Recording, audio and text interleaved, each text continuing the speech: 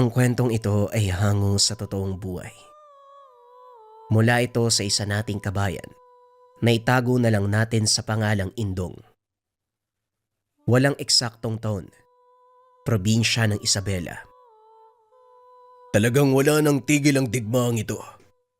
Balak na lang angkinin ang lupaing pinaghirapan ng ating mga ninuno. Amang Kastor, may magagawa po ba kayo tungkol dito?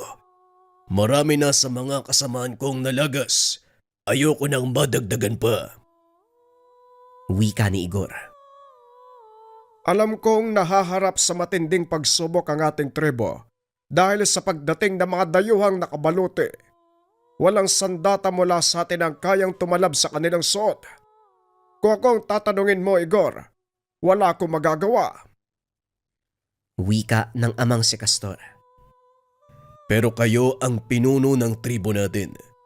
Paano niyong nasasabi ang bagay na yan? Kahit ako ang pinuno ng tribo, may hangganan din ang kakayahan ko. Matanda na ako, Igor, at balang araw maaaring isa sa inyo ang humalili sa akin. Pero sa ngayon, nangangamba kong baka hindi na dumating ang panahong yon. Hindi ko hahayaan na mangyari ang sinasabi mo, Amang Kastor. Handa ko ipagpalit sa mga busaw ang aking diwa para lang magapi ang mga mananakop na dayuhan. Hindi sa kanila ang lupaing ito. Ang mga ninuno natin ang naghirap, dugo nila ang nagdilig sa lupang patay. Dahil sa kanila, nagkaroon ng buhay ang lugar na ito, kaya hindi ko hahayaang masayang ang kanilang mga ginawa. Lubusan kitang nauunawaan, Igor. Maging ako, hindi ko rin gusto ang mapasakamay na mga dayuhan ng lupang tinubuan. Kung may magagawa lang sana ako.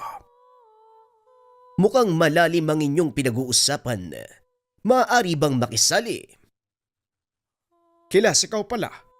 Mabuti naman at nakabalik kayo ng ligtas. Ano ang kalagayan ng ating mga katoto sa kabilang ahop? Wala kang dapat alalahanin, Amang Castor. Sila ay nasa mabuting kalagayan. Ang inaalala ko lang, ang ahop sa dalampasigan.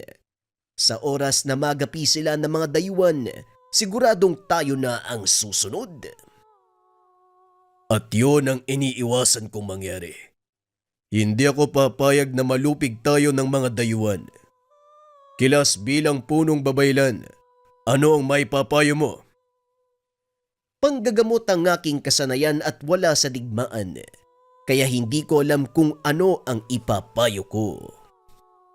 Gusto kong palakasin ang ating pangkat. Ngunit paano kung gagawin yun? Ayaw na nilang lumaban. Ang ilan sa mga katribo natin ay pinili na magtago. May isang paraan akong naisip, ngunit nangangailangan ito ng matinding pananalig. Kung sa pananalig lang, buo ang aking pananalig sa mga busaw at umalagad. Ngayon sabihin mo sa akin kung ano ang sinasabi mong paraan. Hihiling tayo ng patnubay sa mga umalagad sa pamamagitan ng pag-aayuno. Kung ganon gawin natin, huwag na tayong magsayang ng panahon. Ito ang isang bagay na hinahangaan ko sa iyo, Igor. Ang katapangan. Ngunit minsan parang may kalabisan. Nagiging kangalan. Pag-isipan mong mabuti ang gusto mong gawin dahil hindi gawang biro ang pag-aayuno sa mga umalagad. Maaari nilang hilingin ang iyong diwa o kaluluwa kapalit ng iyong nais makamit. Gaya ng sinabi ko, punong babaylan, wala akong pakialam kung diwa ko man ang maging kapalit. Hindi kahangalan ang sinasabi ko, kundi kagustuhang mailigtas ang ating mga katoto, maging ang ating lupain. Kung ganun sumunod ka sa akin, Ginoong Mandirigma, huwag mong kalimutan ang iyong kampilan. Nang mga panong ito nasa kalagitnaan ng malaking pakikibaka ang ating bayan. Ito ang mga panahon na nasa ilalim ng pananakop ng mga dayuhan ng bansa. Nagawa nilang sakupin ang halos lahat ng mga ahop at banwa. Tanging ang mga katutubo sa kabundukan ang hindi nila nagagawang patumbahin. Dahil sa pamumuno ng isang malakas na mandirigmang si Igor.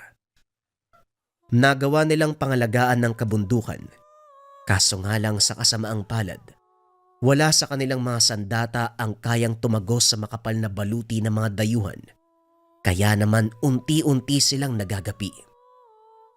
Dahil dito, napilitang humingi ng tulong ang kanyang pangkat sa isang punong babaylan. Nandito na tayo! Kung handa ka na, tanggalin mo ang iyong pang-itaas na kasuotan. Ipakita sa mga umalagad na ikaw ay dalisay at ang hangarin mo ay malinis. Wika ng babaylan. Sinunod naman ito ni Kilas. Pagkatapos ay dinampot ang kampila ng mandirigma at inalis sa sisidlan. Ano ang gagawin ko sa sandatang yan? Amin na ang palad mo. Inilahad ni Igor ang kanyang palad. Laking gulat nito nang biglang tagain ng babaylan ang kanyang kamay. Anong ginawa mo? Bakit mo ko pinutulan ng kaliwang kamay? Alay para sa mga busaw. Tumayo ka ng maayos at ipakita sa kanila na bukal sa iyong kalooban ng pag-aalay ng bahagi ng iyong katawan. Tumayo ng maayos ang binata. Nagsimula na ang ritual ni Kilas. Gumawa ito ng maliit na altar mula sa nagkalat na bato. Pinalibutan ito ng mga tuyong sanga. Ipinatong sa gitna ang putol na kamay ni Igor. Mga busaw at umalagad, tinatawag ko kayo. Daluhan nyo ang aking munting pag-aanito! Ilang beses niya itong inulit. Hanggang sa biglang nagliyab ang tuyong sanga. Natupok ang altar. Pumaibabaw sa kalangitan ang sanyo ng inalay na kamay ni Igor. Ilang sandali pa ay tila huminto ang oras. Nawala ang huni ng mga hayop. Maging ang pagsayaw ng mga dahon sa banayad na ihip ng hangin ay natigil. Biglang uminit ang kapaligiran. Isang maliit na nilalang ang nagpakita. Halos kasing laki lang ito ng 7 taong gulang na paslit. Kaliwang kamay ng isang mandirigma. Isang napakagandang alay. Sabihin mo sa aking babaylan, ano ang kailangan mo kay Talimbaron? Yun ba ang iyong ngalan, dakilang busaw? Kung gayon ikinagagala ko kayong makilala, ako si... Ikaw si Kilas, ang punong babaylan ng mga dagdulaw. Kilala ka ni Talimbaron. Magsalita ka, babaylan. Anong kailangan mo? Karangalan ko po, dakilang busawang. Kilas, sigurado ko bang yung kutong lupa na yan ang dapat hinga natin ng tulong? Mukhang hindi ka, aray ko. Hindi na ituloy ang sasabihin. Biglang nakaramdam ng matinding sakit sa putol na kamay. Ayaw ni Talimbaron na makakita ng dugo. Sabihin mo sa aking mandirigma, bakit mo inalay ang iyong kamay? Hindi mo ba alam ang kahulugan? Paano ko malalaman? Ito ang unang beses na napunta ako sa lugar na ito. At ito rin ang unang beses na makakita ng isang lamang lupa. Mag-iingat ka sa mga sinasabi mo dahil hindi ako lamang lupa. Isa akong busyaw na naninirahan sa gubat. Pamanin, tamawo. Matabi lang tila ng kasama mong babaylan. Kaya ikaw na lang ang kakausapin ko. Nasaan ba tayo, Kilas? Tungkol po sa aking pakay, dakilang Talimbaron. May ngipin si Talimbaron. Kaya bilisan mo. Anong pakay mo? Gusto ko po sanang... Gusto kong maging malakas upang matalo ang mga dayuhang mananakop. Ayokong mapa sa kamay nila ang lupaing ito. Ano ka ba naman, Igor? Bakit hindi ka manahimik at hayaan mo kung magsalita? Puro ka pasikot-sikot. Hindi ako nagpaputol ng kamay para lang magsayang ng panahon. Mamaya mainip yung kutong lupa na yan eh. Tama ba ang aking narinig mula sa Ginoo? Gusto mong lumakas upang talunin ng mga dayuhan? Hindi kaya nananaginip si Talibaron? Ito ang unang magkakataon na may humiling ng lakas sa hindi makasariling pamamaraan.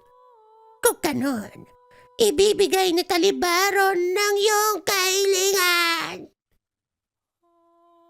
Matapos magsalita, ikinumpas nito ang hawak na pamaypay. Laking gulat ni Igor dahil bumalik ang naputol nitong braso. Totoo ngang makapangyarihan ka, Kutong dakilang Talibaron. Maraming salamat. Huwag kang magpasalamat, Ginoo. Hindi pa ako tapos. Ipagkakaloob ni Talibaron ng iyong nais.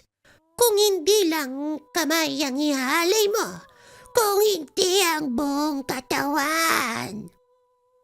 Wala akong pakialam kahit ang diwa ko pang nais mong angkinin. Ipagkaloob mo ang aking kailingan, hindi para sa pansariling kapakanan, kundi para sa lahat ng aking mga katribo, maging sa mga susunod na saling lahi. Kung gayon, nagkasundo na tayo. Umalis na kayo. Pero teka, nasaan ang kailingan ko? Ipinagkaloob na ni Talibaro ng kahilingan sa ikalawang pagbilog ng itim na buwan. Ikalawang pagbilog ng itim na buwan. Baka sa makalawa ang tinutukoy mo. Paano ko malalaman na nakamit ko ang aking kailingan? Isang nilalang na may 3 katauhan ang magpapakita. Tanggapin mo ang pakikipag-isa nila at makakamtan mo ang lakas na iyong minimiki. Matapos magsalita, biglang naglaho ang engkanto. Inaya naman ni Kila si Igor na muling umalis. Umalis na tayo dito dahil nilalapastangan na natin ang sagradong lugar. Mabuti pa nga. Nagutom ako bigla eh. Sa pagbalik sa kanilang nayon, sinalubong ng masamang balita si Igor. Nagbalik na ang mga kasamahan at sugatan ng mga ito. Ayon sa mga mandirigma, nakasagupa nila ang maliit na pangkat ng mga dayuhan. Nagawang talunin ang mga ito. Kaso nga lang may ilang nakatakas. Siguradong makakarating sa kanilang pamunuan ang nangyari. Kailangan ng ilikas sa mga matatanda at kababaihan. Kilas, maaari mo bang pamunuan ang paglalakbay? Ako nang bahala. Pero natitiyak mo ba na hindi mo kakailanganin ng tulong ko? Ikaw na rin ang nagsabi na hindi sa digmaan ang kalaman mo kung hindi sa panggagamot. Kaya wala kang magiging silbi sa akin. Ang kailangan ko, mga taong may kakayahang makipaglaban at marunong humawak ng... Anak ng... Nasaan ang kampilan ko, Kilas? Nako, mukhang naiwan natin sa kagubatan. Sandali lang, magpapasugo ako ng mga alaga para kunin. Itinaas ni Kilas ang mga kamay. Maya-maya lang nagdatingan ang itim na nilalang. Dala-dala ang kampilan ni Igor. Haya na ang kampilan mo, dakilang mandirigma. Paumanin, dahil tanging pagtawag ng mga nilalang sa kagubatan ang kaya kong gawin. Wala ko maitutulong sa digmaan. Teka, sandali. Ito naman parang hindi mabiro eh. Kailangan kita sa tabi ko. Halika na, sumama ka na. Ngunit ang sabi mo sa akin, napamumunuan ko ang paglikas, hindi ba? Iba na lang ang uutusan ko. Sumama ka sa mga may iwan. Harangin natin ang mga dayuhan mula dito. Tiyak ang pok na ito ang kanilang unang sasalakayin. O sige na nga, magpasalamat ka. Matalik tayong magkaibigan. Matapos ang pag-uusap ng 3, inihanda ni Igor ang mga natitirang mandirigma. Inilikas ang mga kababaihan at kabataan. Ang mga matatanda naman ng tribo ang nagpasyang magpaiwan dahil ayaw nilang umalis sa nayon. Hindi ko alam kung paanong papasang-ayunin ng mga nakakatanda. Ayaw nilang iwanan ang nayon. Yun ay sa kadailanang dito na umikot ang kanilang buhay. Kung sakali mang dumating ang kanilang katapusan, mas nanaisin nila na sa lupang ito pumatak ang kanilang dugo. Nakakalimutan mo yata, mga dati silang mandirigma. Iginagalang ko ang kanilang pasya. Pero naaawa ko. Dahil nais kong namnamin nila ang tahimik na pamumuhay. Kahit sa uling sandali lang. Matanda na kami, Igor. Naranasan na namin ang pait, saya at kalungkutan sa buhay. Wala kaming pinagsisisihan o pinanghihinayangan. Ang pamumuhay na gusto mo ay para na lang sa mga susunod na saling lahi. Hindi na nakapagsalita pa si Igor. Determinado na ang mga nakakatandang manatili. Buong gabing nagbantay ang mga mandirigma sa pangunguna ni Igor. Kaso nga lang walang dumating na kalaban. Kaya naman nagpadala ito ng ilan sa kanyang mga kasama upang libutin ang paligid. Bandang hapon na magbalik ang mga mandirigma, kinumpirma ng mga ito ang paparating na hukbo ng mga dayuhan. Ngayong gabi ang nakatakdang pagbilog ng itim na buwan. Ihanda mo ang iyong sarili sa pagdating ng iyong kahilingan. Sana lang magkatotoo ang sinasabi ng kutong lupang yon.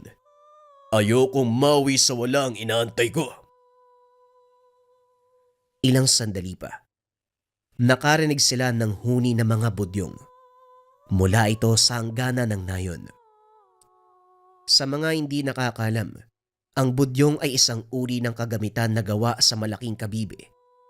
Lumilikha ng malakas sa tunog kapag iniihipan na nagsisilbing hudyat para sa mga mangaso. O hindi kaya naman babala sa paparating na panganib.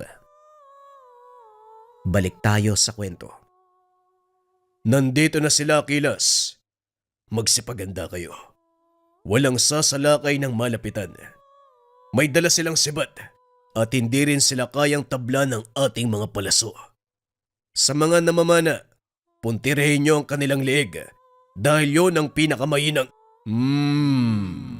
Mukhang magiging masaya ang unang pagpunta sa lugar na ito. Naghahanda na ba kayo para sa isang digmaan? Hindi na ituloy ng binata ang sasabihin. Nakarinig ng boses mula sa kung saan. Mukhang naghahanda na ang mga mandirigma. Sa palagay ko, nag-aantay sila ng mga kalaban. Masaya to. Pero nasaan ang ginoong sinasabi ni Talimbaron? Mukhang ang makisig na Ginoo ang tinutukoy niya. Wika ng tatlong hindi makitang nilalang. Nagpalinga-linga si Igor upang hanapin kung sino ang nagsasalita. Kaso nga lang walang tao sa paligid. Anong nangyayari, Igor? Bakit hindi mo ituloy ang sasabihin? Nag-aantay ang mga kasama. Wala. Basta sundin niyo ang mga sinabi ko. Puntiryahin niyo ang mahinang parte ng katawan nila. Yung hindi natatakpan ng baluti. Nagsigawan ang mga mandirigma. Nagpunta sa kanika nilang mga pwesto. Ilang sandali pa ang nakalipas. Nagpakita na ang mga kalaban. Napakadami. Halos 5 beses na mas marami ang bilang nila kung ihahambing sa pangkat ni Igor. Mabaging magwayin. Naway papasukin mo ko sa saad. Ano bang sinasabi mo? Walang mamamatay ngayong araw. Tama. Ang sinabi mo, Ginoo. Walang mamamatay sa panig niyo. Muli nitong narinig ang misteryosong boses. Pero sa pagkakataong iyon, malapit na ito sa kanya. Ano pang inaantay nyo? Sumugod na kayo! Wika ng isa pang boses. Hindi na ito pinansin pa ni Igor dahil nagsisimula ng sumalakay ang mga dayuhan. Bumunot ito ng kampilan, tumayo sa mismong pasukan ng nayon. Sige, subukan niyong lumapit. Hindi kayo makakatawid sa guhit na ito. Wika ni Igor habang gumuguhit sa lupa gamit ang hawak na kampilan. Mukhang hindi lang puro yabang ang taong ito, Rial. May ibubuga siya. Patuloy ang pagsasalita ng mga boses sa kanyang isipan. Alam ni Igor na siya lang ang nakakarinig ng mga ito. Nagsimula nang umatake mga dayuhan. Gumanti naman ang mga mandirigma ni Igor. Ngunit sa kasamaang palad, hindi pa rin nila magawang talunin ang mga mandirigmang nakasuot ng baluti. Ang ilan sa mga ito ay nagawang lampasan ang unang hanay. Nakalusot papunta sa kinaroroonan ni Igor. Sinalubong naman ito ng binata. Walang pagdadalawang isip na tinagpas ang mga ulo. Mahusay sa paggamit ng kampilan si Igor. Dahil simula pagkabata, sinanay na ito para maging isang malakas na mandirigma. Idagdag mo pa ang laki ng pangangatawan na batak sa karanasan sa pakikipaglaban. Ngunit gaya ng iba, nakaramdam ng pagod si Igor. Napilitang umatras ng bahagya ang Ginoo. Hoy! Anong nangyayari? Bakit ka umatras? Kailangan mo na ba ng tulong? Alam mo, kanina ka pa nagsasalita. Bakit hindi ka magpakita? Oo nga naman, Real. Bakit hindi tayo magpakita sa kanya? Sa oras na magpakita tayo, baka matakot ang taong to. Kung guni-guni ko lang ang lahat ng ito, maaari bang tigilan niyo muna ako? Hindi niyo ba nakikitang abala ko rito? Habang nakikipag-usap sa mga hindi nakikitang nilalang, patuloy lang ang pagdating ng mga kalaban. Higit na mas marami ang mga ito kumpara sa mga nakaraan na kalaban. Mukhang hindi natin sila kakayanin ng mano-manong laban, Igor. Paintulutan mo kung gumamit ng aking kakayahan. Pwe, kanina ko pa yan inaantay. Ngayon ka lang nakaramdam. May limitasyon ng kakayahan. Isang beses ko lang maaaring gamitin. Binigyan lang kita ng sapat na oras upang makapagpahinga at makapag-isip ng susunod nating gagawin. Bahala ka sa buhay mo. Basta gawin mo. Itinaas ni Kilas ang kanyang tungkod. Laking gulat ng lahat. Biglang nagliwanag ang paligid. Nagmistulang tanghaling tapat ang kalagitnaan ng gabi. Unti-unti ring lumalakas ang liwanag hanggang sa hindi na ito kayang tignan ng mga dayuhan. Ngayon, pagkakataon mo na, Ginoo. Tanggapin mo ang pakikipag-isa namin at makakamtan mo ang lakas na iyong minimithi. Tinatanggap ko ng walang pag-aalinlangan. Matapos itong sabihin ni Igor, biglang nakaramdam ng pagbigat ng katawan ng Ginoo. Sa pagkakataong iyon nawala ang pagod at pananakit ng katawan. Ngayong iisa na tayo. Gamitin mo ang lakas na taglay namin. Huwag kang mag-alalang masugatan dahil kusa kong papagalingin ng iyong mga sugat.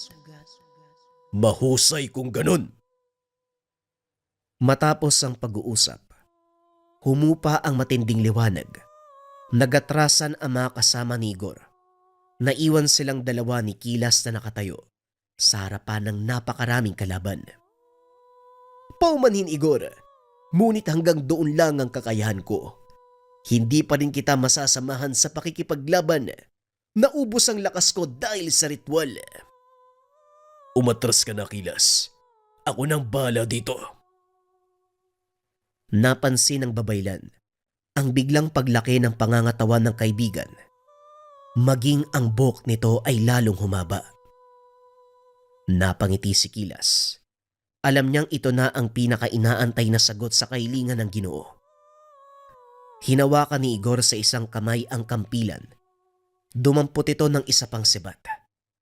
Matapos ay walang pagdadalawang isip na sinugod ang mga dayuhan. Sa bawat pagwasiwas nito ng kampilan, may isa o dalawang nalalagas at nang ibato ng Ginoo ang hawak na sibat. 3 katawan ng kalaban ang tinagos. Hindi makapaniwala si Igor sa taglay na lakas. Maging si Kilas, nagulat nang makita ang napakalaking pagbabago sa kaibigan. Nagpatuloy ang sagupan hanggang sa tuluyang mabawasan ang bilang ng mga dayuhan. Dahil hindi maunawaan ng mga ito ang pangyayari, nagpasya silang umatras. Ito na rin ang uling beses na sinubukan nilang sakupin ang nayo ni Igor. Lumipas sa mga araw. Muling nagbalik ang kapayapaan. Itinanghal bilang bagong pinuno ng tribo ang Ginoo. At sa tulong ng mga bagong kasangga, nagawa niyang pamunuan ng tribo at naitaguyod ang kapayapaan. Kayong tatlo, simula nung araw na nagkakilala tayo, ni minsan hindi nyo pa naipakita mga wangis nyo. Hindi na siguro kailangan ni Igor.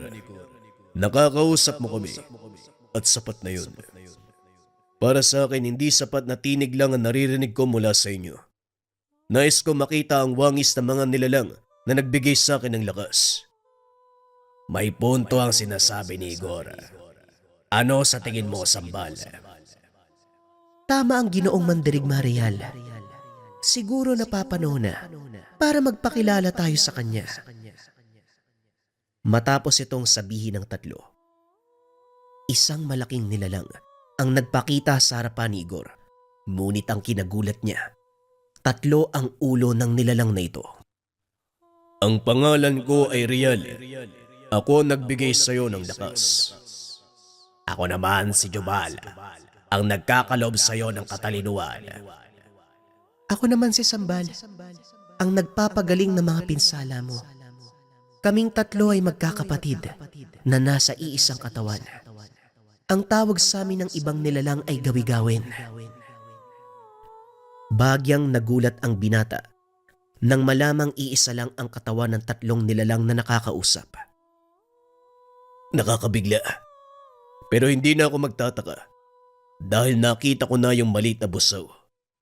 Pero ito ba talaga yung totoo niyong itsura? Tama ka. Kaming mga gawi-gawin, isinisilang na magkahiwalay bilang sanggol. Sa pagdaan ng panahon, habang tumatanda ay nagkakaroon kami ng iisang katawan. Maging ako, hindi nauunawaan kung paano ito nangyayari. Hindi na mahalaga kung paano kayo naging ganyan. Ngayon makinig kayo sa akin. Simula sa araw na to bilang bahagi ng kasunduan, paglilingkuran niyo ang aking angkan. Mula sa akin hanggang sa susunod na saling lahi. Ang katapatan naming mga gawi-gawin ay sa iisang Panginoon lamang. Inaalay mo sa amin ang iyong diwa nang walang pag-aalinlangan. Kaya nararapat lang na paglingkuran ka namin ng buong katapatan. Kung ganon, maraming salamat. Asahan ko ang iyong sinabi. Sa paglipas ng mga taon, ilang saling lahi ang dumaan. Pinaglingkuran ng gawi-gawin ang lahi ni Igor hanggang sa umabot sa modernong panahon.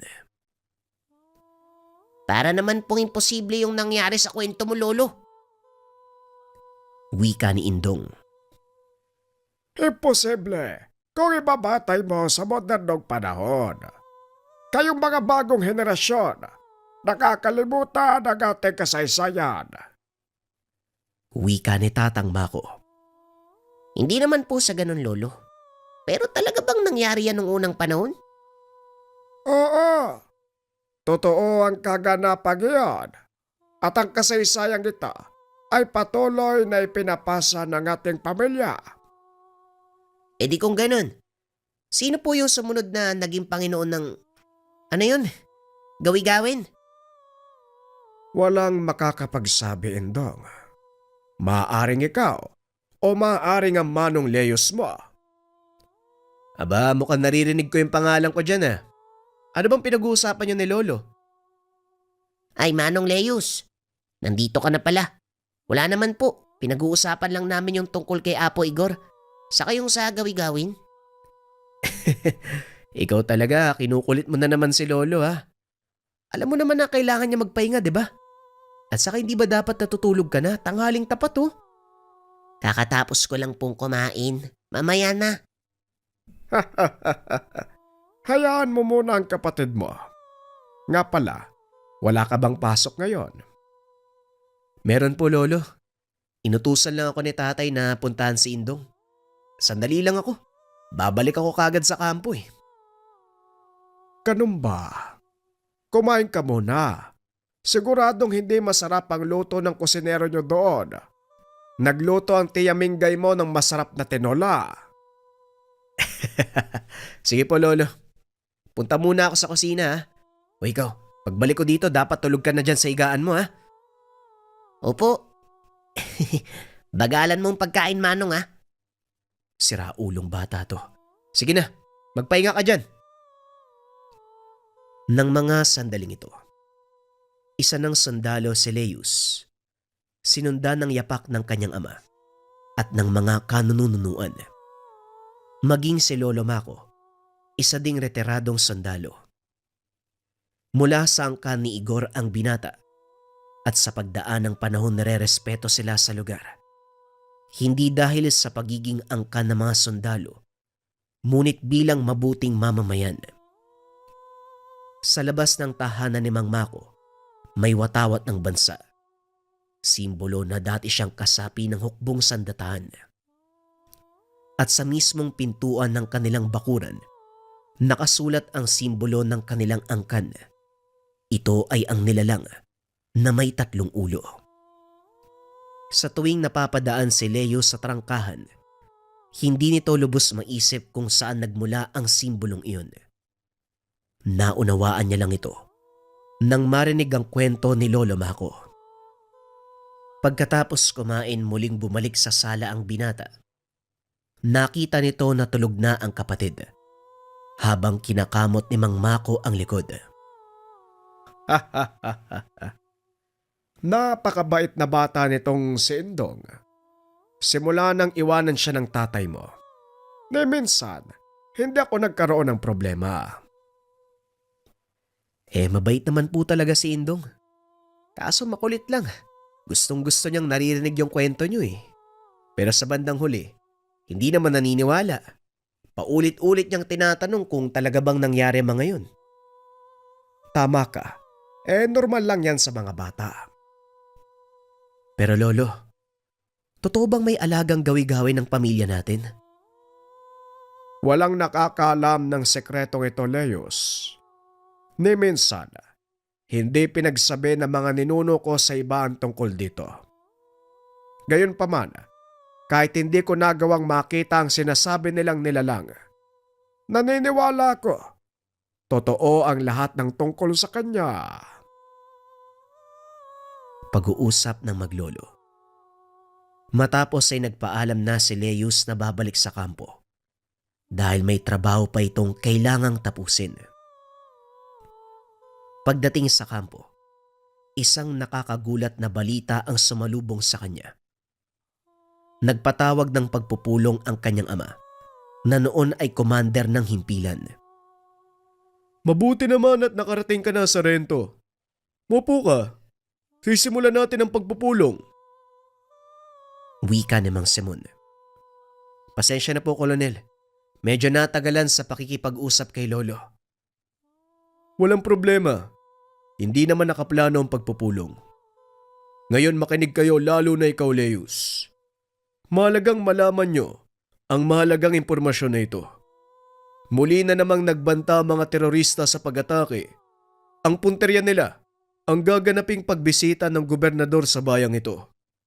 Maraming taong madadamay kung sakaling hindi natin sila mapipigilan.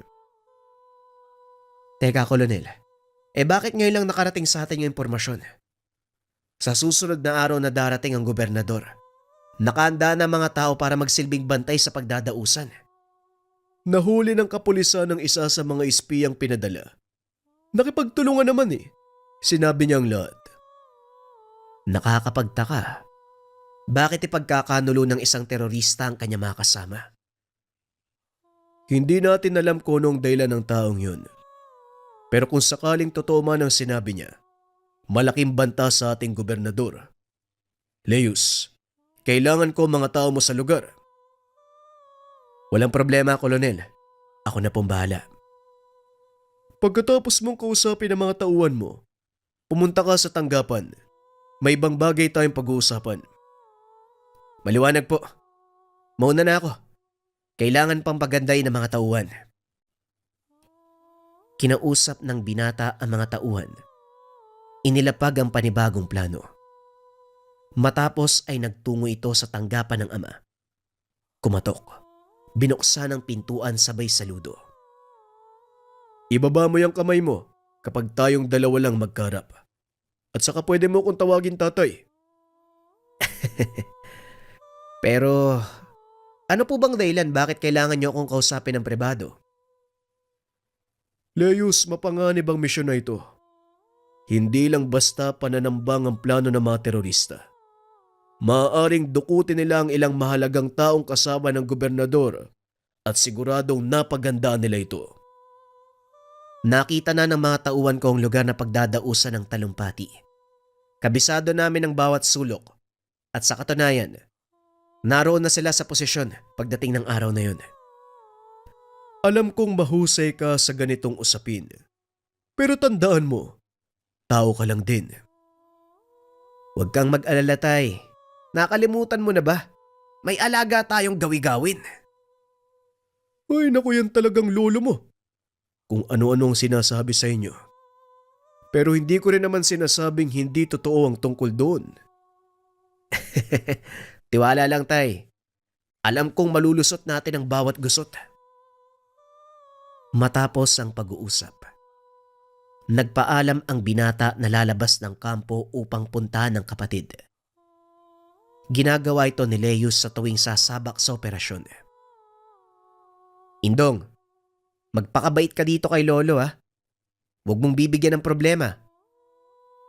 Parang alam ko na yan, Manong ah. Meron kayong operasyon oh. Huwag kang mag-alala. Hindi naman ako nagiging pasaway dito. Kilala mo nga ako. Pero tandaan mo pa rin ang mga sinasabi ko sa'yo ha. Delikadong operasyon. At maaaring hindi na ako makabalik pa. Kung mangyari man yon, ikaw na lang ang magiging kasama nila tatay sa buhay. Kaya magpakatino ka. Opo kuya. Pero wag mo namang sabihin na hindi ka na makakabalik. Wala ka bang tiwala sa alaga nating gawi-gawin? Meron naman. Pero mas malakas ang tiwala ko sa Diyos. Kaya alam kong hindi niya ako papabayaan. Sinasabi ko sa iyo ang lahat ng bagay.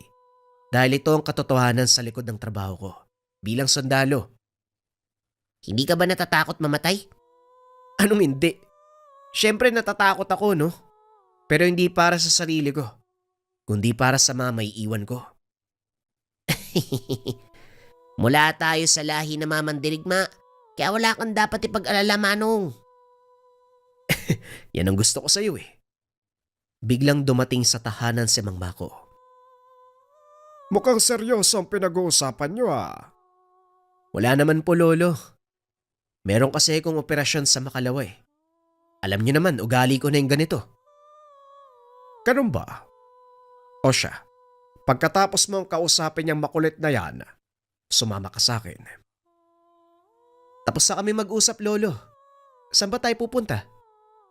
Sama din ako, Lo. O siya, sumama na nga kayong dalawa. Nagtungo ang tatlo sa bodega na nasa ilalim ng silong ni Mang Mako. Nagulat ang binata nang makita kung ano ang laman ng lumang bodega. Teka, sinaunang sandata? Bakit hindi ko alam to, Lolo? Kahit ang tatay mo, hindi alam ang tungkol dito. Sa inyo ko lang pinakita. Halika, dito tayo sa gawing dulo. Kinuha ng matanda ang isang lumang kahon. Binuksan ni Mang Mako. Tumambad sa binata ang isang lumang kampilan. Sinong nagmamay-ari ng kampilan? Ang sandatang ito, pagmamay-ari ni Apo Igor. Ito mismo ang kampilang ginamit niya para ipagtanggol ang ating angkan. Eto, hawakan mo. Hinawakan ng binata ang kampilan. Laking gulat nito. Tila may mga pangitain na dumaan sa kanya. Nakita nito ang nangyari sa nakaraan, kung paanong nakipaglaban ang kanilang mga ninuno, at mas lalong nakakagulat nang makita nito ang malaking nilalang na may 3 ulo. Ano pong nangyari? Parang napunta ako sa nakaraan. Nakita ko po yung gawi-gawin. Ngayon naniniwala ka na. Totoo ang kwento ng ating angkan. Ano pong nakita mo, Manong? Pwede ko bang subukan? Hinawakan ni Indong ang kampilan, kaso nga lang walang nangyari. Wala namang nangyari. Ang daya naman. Huwag ka mag-alala. Pagdating ng tamang panahon, Indong, makikita mo din siya. Leos, ang dahilan kung bakit kita dinala sa lugar na ito, para malaman kung ikaw na ba ang pinili ng gawi-gawin at mukhang hindi ako nagkamali. Paano niyo nalaman, Lolo? Ang pagpapakita sa iyo ng nakaraan at ng mga kaganapan noon, Isang palatandaan. isang beses ko nang nahawakan ng kampilang ito, pero hindi ko nagawang makita ang mga nakita mo. Siguro nagkataon lang po kasi wala naman akong naramdamang kakaiba eh. Hindi nagkataon ang lahat, Leos. Ikaw ang reinkarnasyon ni Apo Igor. Teka, reinkarnasyon? Ibig sabihin, muling nabuhay ang Apo sa pagkatao ko? Ganun na nga. Lolo naman masyadong nagpapatawa eh. Imposibleng ako si Apo Igor. Ikaw lang ang makakasagot ng tanong na yan, Apo. O syali ka na. Mukhang madilim na sa labas. Baka hindi ko makita ang daan. Opo, alin na kayo. Kailangan ko ring bumalik sa kampo. Idong, halika na. Ang daya naman kasi. Bakit hindi ko nakita yung gawi-gawin? Gaya ng sinabi ni Lolo, makikita mo rin yun sa tamang panahon. Sa ngayon, magpalaki ka muna. Nanatili pa ng ilang oras ang binata. Nakipag-usap sa kapatid. Matapos itong makatulog, nagpaalam naman si Leos na babalik sa kampo. Kinabukasan maaga pa lang, hinanda na ng binata ang kanyang mga tauhan. Sa gabing iyon sila pupunta sa pagdadausan ng talumpati. Kailangan nilang mauna sa lugar upang masigurong ligtas ito bago pa dumating ang gobernador. Pagdating sa lokasyon, nagsipagpwesto na ang mga tauhan ni Leos. Wala namang nangyayaring hindi maganda. Ngunit lingid sa kalaman ng mga ito na ang ilan sa mga terorista naroon na sa lugar. Pinagmamasdan ang bawat galaw ng mga sundalo. Ilang minuto pa ang nakalipas. Nakatanggap ng tawag si Leos. Paparating na ang sasakyan ng gobernador. May ilang kasamang mga pulis. Kaya panatag ang binata na walang mangyayaring masama. Makalipas ang 1 oras dumating na nga ang gobernador sa lugar. At saktong pagbaba nito, biglang nagkaroon ng malakas sa pagsabog. Muling pinabalik sa sasakyan ang gobernador at dali-daling pinaalis sa lugar. Hinanap nila Leos ang pinanggagalingan ng pagsabog, ngunit wala silang nakita ni isang palatandaan hanggang sa sunod-sunod na putok ng baril ang narinig. Dali-daling pinunta ng binata ang pinanggagalingan ng mga putok. Nakita ang mga kasama, nakikipaglaban sa mga terorista. May ilang nalagas at mga sibilyang nadamay, kaya naman pilit nilang itinaboy ang mga kalaban, ngunit masyadong marami ang mga ito. Kung ikukumpara sa bilang ng pangkat ni Leos, alam ng binatang malalaga sila sa laban at mahigit 10 minuto pa bago dumating ang tinawag nilang tulong. Gayunpaman, hindi nagpatinag ang mga sundalo habang nakikipagpalitan ng putok. Biglang nakarinig ng boses ang binata. Tawagin mo lang kami kung kakailanganin mo ng tulong. Ikaw lang ang inaantay namin. Sige na, binatang mandirigma. Ano pang inaantay mo? Wika ng tatlong boses. Hindi to pinagtuunan ng pansin ng binata dahil wala naman siyang ibang nakikita sa paligid kung hindi ang mga kasama na abala sa pakikipaglaban. Kung sino man kayo pakiusap, wag muna ngayon. Abala ako. Ikaw na nga ang tutulungan. Ikaw pang suplado. Sige nga, paano niyo ako matutulungan? Gusto mong maitaboy ang mga kalaban, hindi ba? Matutulungan ka namin. Basta tawagin mo lang kami. Ang pangalan ko ay Jubal, ang ulo ng katalinuhan. Ako naman si Real, ang ulo ng lakas. At ako naman si Sambal, ang ulo ng kagalingan. Ngayon ano pang inaantay mo? Nag-isip ang binata. Napagtanto na wala namang mawawala kung susubukan. Isa-isang tinawag ang mga nabanggit na pangalan. Wala namang mawawala kung susubukan eh. O siya, tulungan niyo ako. Real, Jubal at Sambal.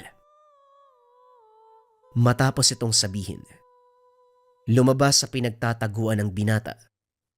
Gumante ng putok sa mga kalaban. Laking gulat nito dahil mas umunlad ang kanyang pag-asinta. Bawat kalabang pinapaputukan ay tinatamaan, kagad namamatay. Ngayon, gusto mo bang subukan ang lakas mo? Mukhang maganda to ah. O sige, susubukan ko yung sinasabi mo. Itulak mo ang malaking sasakyan. Ako nang bala. Sinunod ni Leus ang sinabi ni Real. Dali-dali itong tumakbo papunta sa nakataob na sasakyan. Itinulak ito papunta sa kinaroroonan ng mga kalaban. Naging hudyat ito para sa mga kasama upang magpaputok at umabante. Unti-unting nagatrasan ang mga terorista, lalo pa nang makita nila ang paparating na sasakyan ng mga sundalo. Sa kasamaang palad, tinamaan ng bala sa tagiliran si Leus, kaya dali-dali itong dinala na mga kasama sa ospital.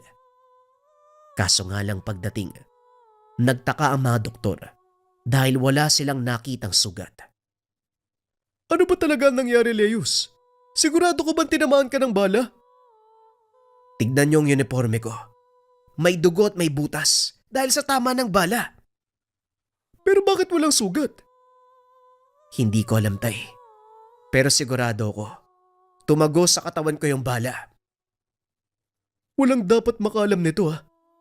Kailangan kong kausapin ng doktor. Huwag ilalabas ang resulta ng pagsusuri mo. Kinausap ni Mang Simon ang doktor. Sumang-ayon ito. Nanatiling palaisipan sa mag-ama kung paanong nawala ang sugat ng binata.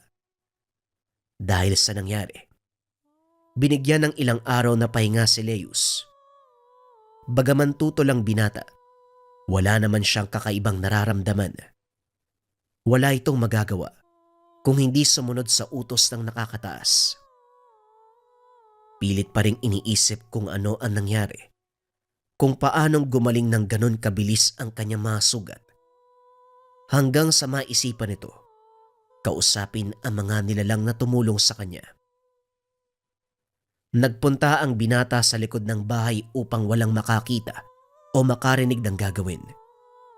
Ngunit lingid sa kalaman, sinundan siya ng kapatid. Nung una, nakikiramdam lang ang binata. Ngunit sa bandang huli, napagpasya na tawagin ang pangalan ng mga nilalang. Real, Jubal at Sambal, magpakita kayo. May ilang bagay ako itatanong. Makalipas ang ilang sandali, tila huminto ang oras. Nawala ang ingay sa paligid. nagpakita ang malaking nilalang na may 3 ulo. Napatras ang binata sa sobrang gulat. Hindi lubos akalain na totoo ang kwento ni Lolo Mako. Ano ang katanungan mo? Tungkol sa nangyari nung nakaraang araw. Paano nawala yung sugat ko? Si Sambal ang makakasagot ng katanungang yan. Ako ang may gawa ng paghilom ng mga sugat mo. Isa ito sa kakayahan na taglay namin. Ako ang ulo ng kagalingan. Kaya nagagawa kitang gamutin anumang oras kong naisin. Kung ganun, walang sandatang maaaring makapatay sa akin? Wala. Kung sakaling masugatan ka, kusa itong gagaling. Ito ang kapangyarihang taglay namin na maaari mong gamitin.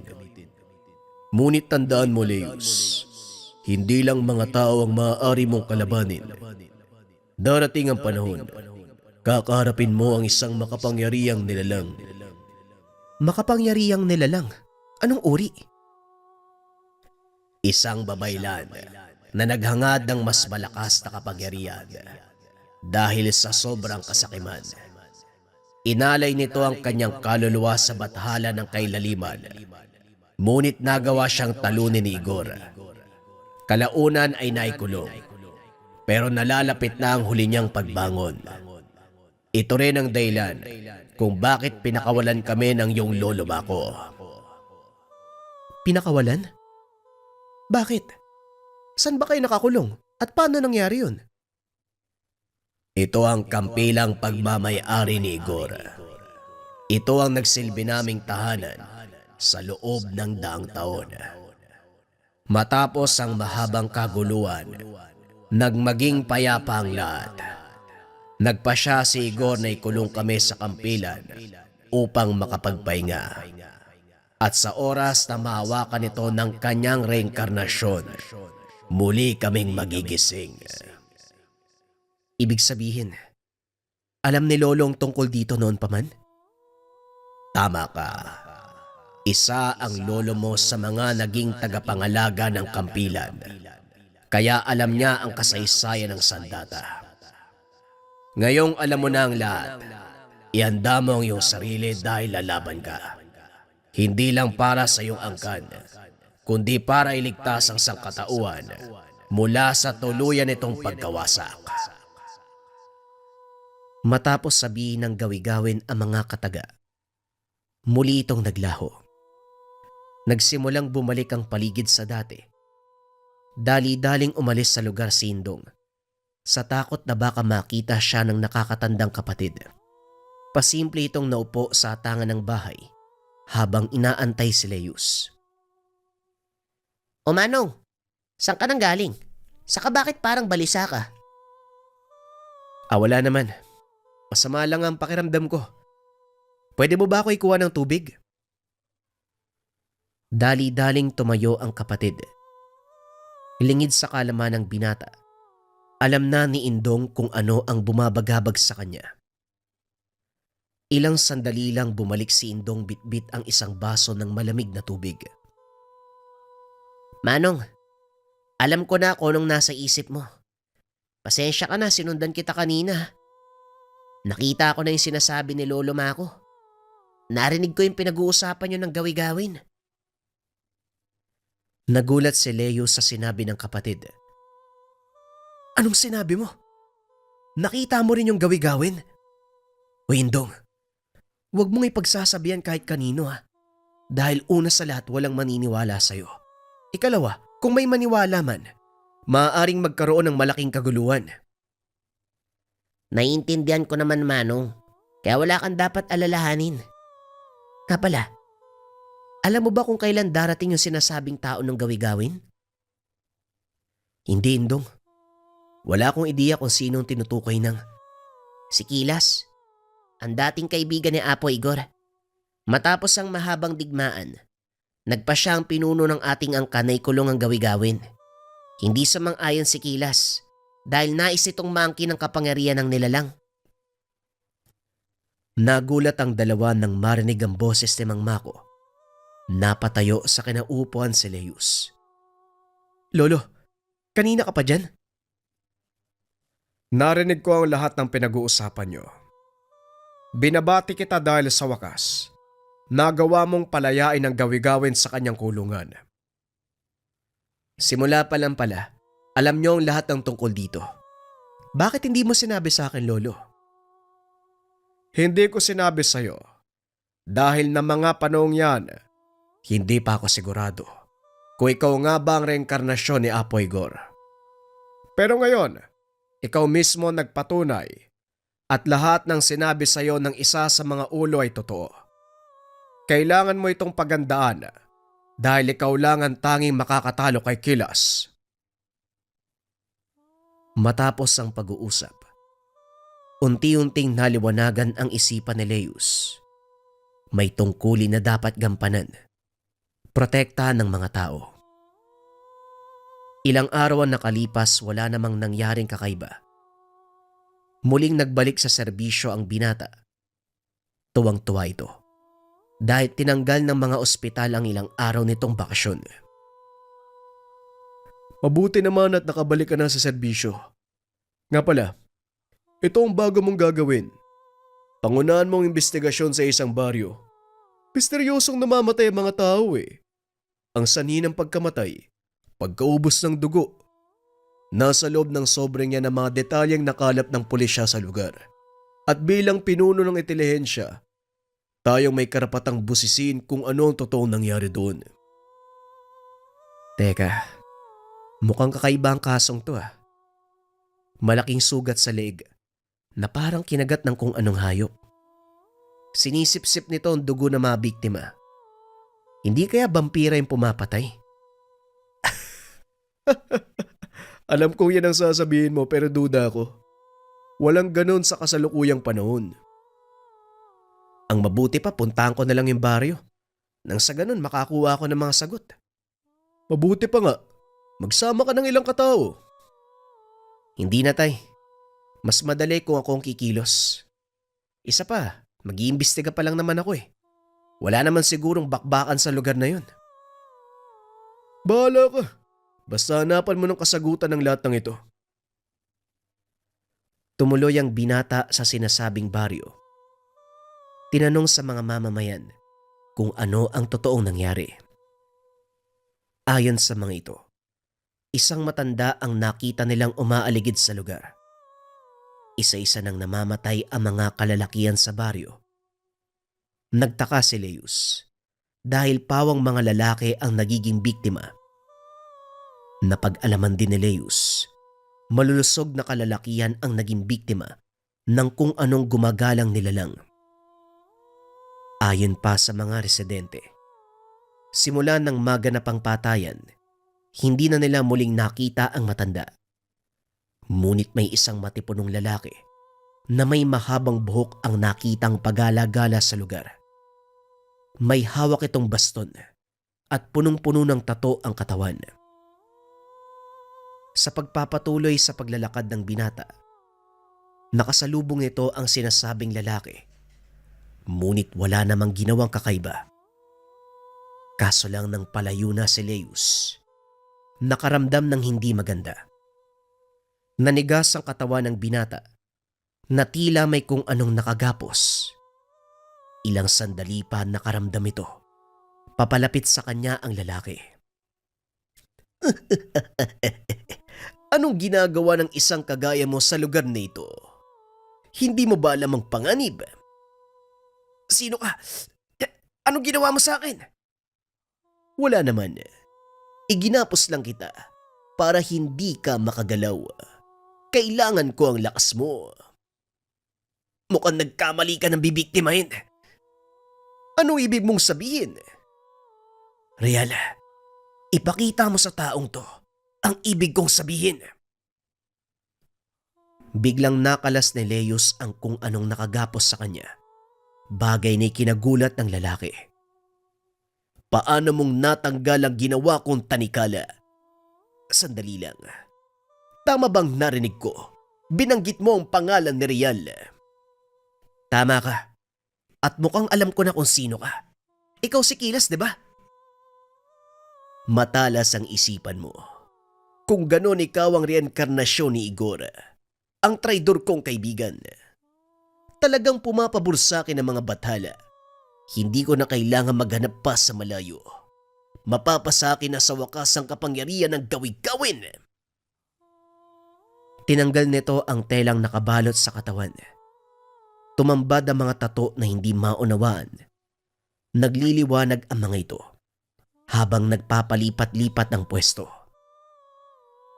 Masyadong malakas ang taong yan para kalabanin mo, Leos. Gayon na ang pagkakataon. Bakit hindi mo kami hayaang makipaglaban kasama mo? Hindi ko alam kung kaya ko siyang talunin. Pero sige, pinahihintulutan ko kayo. Ngayon mo masasaksiyan ang totoo naming lakas. Biglang nagpakita ang malaking nilalang sa harapan ng binata. Makikita naman ang kakaibang ngiti sa mukha ni Kilas na tila ba nakatagpo ng isang kaba ng ginto. Nagliwanag ang katawan ng gawi-gawin. Unti-unti itong lumiit.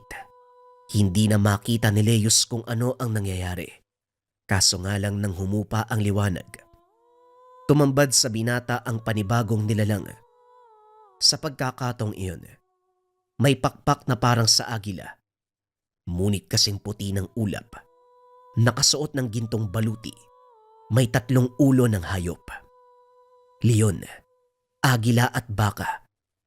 Hindi makapaniwala si Leos dahil ito ang nilalang na nakaukit sa kanilang trangkahan, ang cherubim. Ngayong namalas mo na ang totoo naming anyo. Tumabi ka, binata. Hayaan kaming tapusin ang laban. Hindi alam ni Kilas ang tungkol dito, kaya maging siya ay nasorpresa. Hindi ko alam na ito pala ang totoo mong anyo gawi-gawin. Paano mong nagawa ang pagbabagong ito? Dahil sa pakikipagtulungan ko kay Igor, nagawa kong tubusin ang sarili sa kasalanan. Ibinalik ng amang may likha ang totoong anyo. Ganon din ang karapatan na bumalik sa kanyang kaharian. Paumanhin, pero mukhang pangarap na lang ang gusto mong mangyari. Hindi ko hahayaang makabalik ka sa kanlungan ng may likha. Dahil matapos ang gagawin ko sa'yo, mapapasakin ang iyong kapangyarihan. Nakalimutan kong sabihin sa'yo. Kasabay ng pagbabalik ng totoo kong anyo, ay ang aking kapangyarihan ng pagwasak.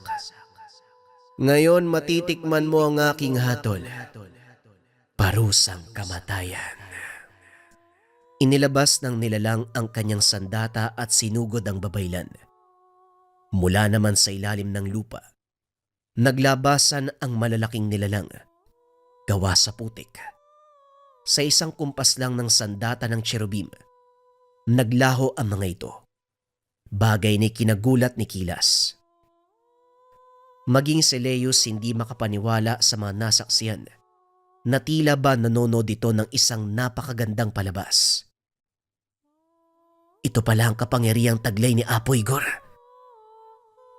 Ito ang tanging kataga na lumabas sa bibig ni Leos habang pinapanood kung paanong talunin ng nilalang ang itim na babaylan.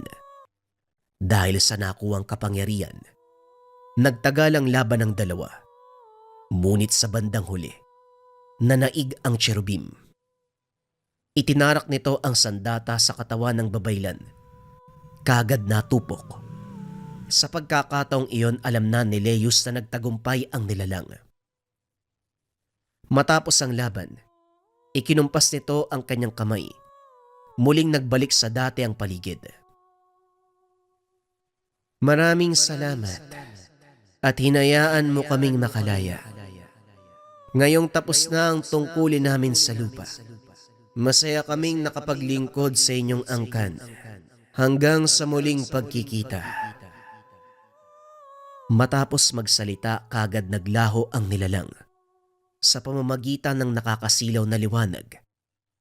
Hindi makapaniwala si Leos sa sobrang bilis ng pangyayari. Ngunit alam nito na totoo ang lahat ng kaganapan.